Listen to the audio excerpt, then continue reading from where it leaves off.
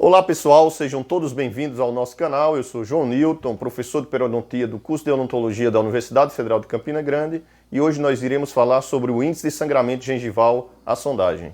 Inscreva-se no nosso canal, curta e compartilhe essas informações.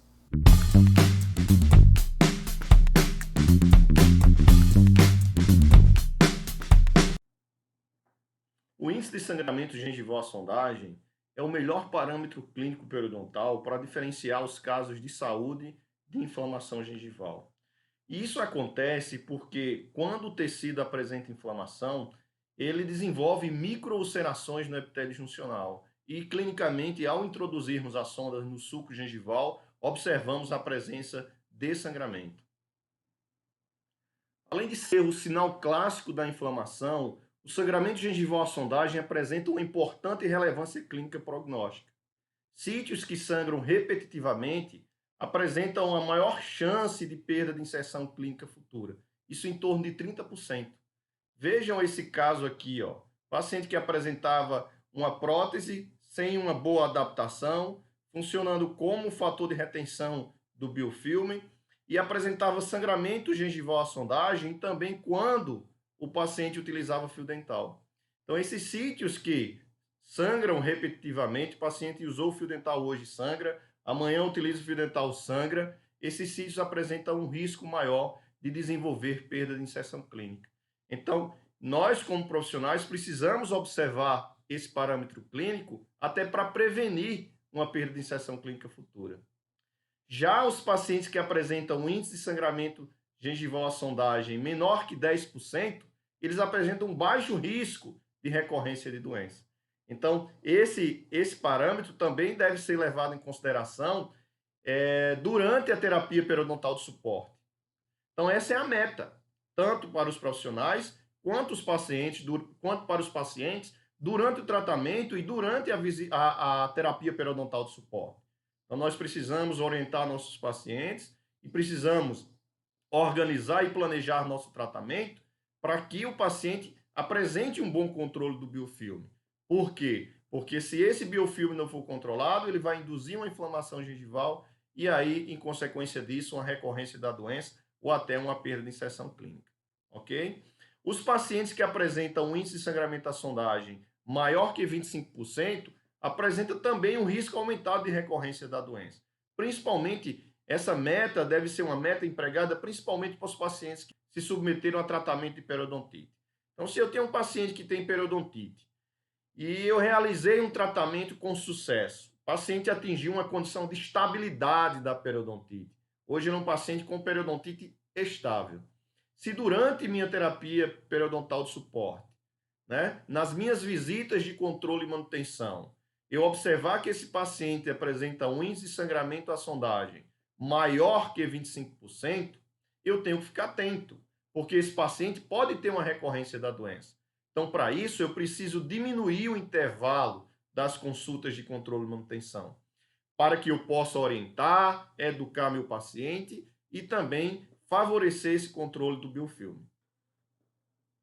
O índice de sangramento gengival preconizado pela Academia Americana de Periodontia e pela Federação Europeia de Periodontia é um índice de sangramento gengival dicotômico, no qual você irá sondar o suco gengival do paciente e observar a presença ou ausência de sangramento gengival à sondagem.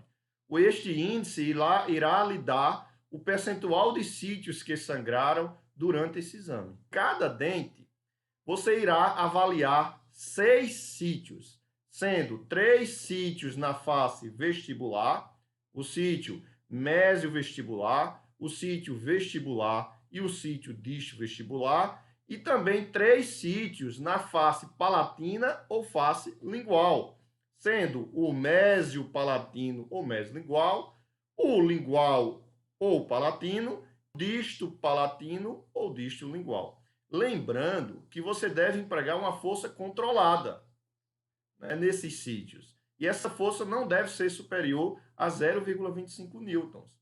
Por quê? Se você empregar uma força maior que essa, esses sítios irão sangrar não em decorrência da resposta imunológica inflamatória à presença do biofilme na margem gengival e no suco gengival, mas sim em decorrência do trauma. que você mesmo ocasionou, ok? Então, com relação à pressão, a força que você tem que executar, você precisa ser calibrado, né? No caso dos alunos, nós iremos realizar atividades práticas com essa finalidade. Vamos fazer uma atividade prática para entendermos como é realizado o cálculo desse exame. Então, tá aqui, ó. Em cada dente, aqui a distribuição dos elementos da maxila, dos elementos da mandíbula.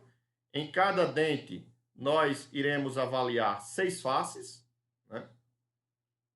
Tanto as faces vestibulares, as faces palatinas e as faces linguais. Então, você vai sondar o dente, cada dente em 6 sítios e observar se esse sítio apresentou ou não sangramento. Os sítios que apresentaram sangramento à sondagem, você irá registrar, né? Nesse caso aí, nós pintamos, né, o quadradinho que corresponde ao sítio de vermelho, você pode marcar um X, marcar um ponto, e você no final irá contabilizar quantos sítios sangraram.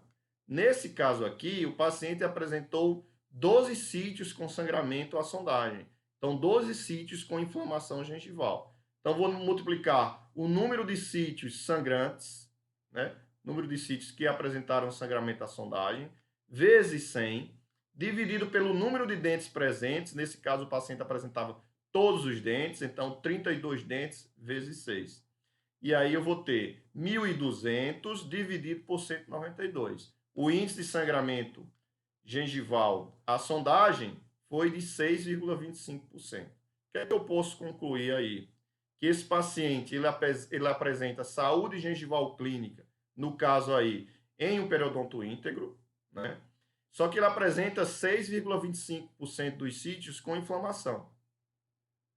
Com relação ao prognóstico desse paciente, é muito bom. Por quê? Nós vimos que os pacientes que apresentam índice de sangramento gengival à sondagem menor que 10%, ele tem um baixo risco de recorrência da doença, né? Um baixo risco de progressão.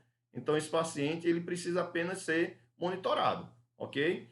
Então, ele não é um paciente que apresenta um risco aumentado, por exemplo, para desenvolver perda de inserção clínica ou até para desenvolver gengivite, desde que ele mantenha esse controle do biofilme.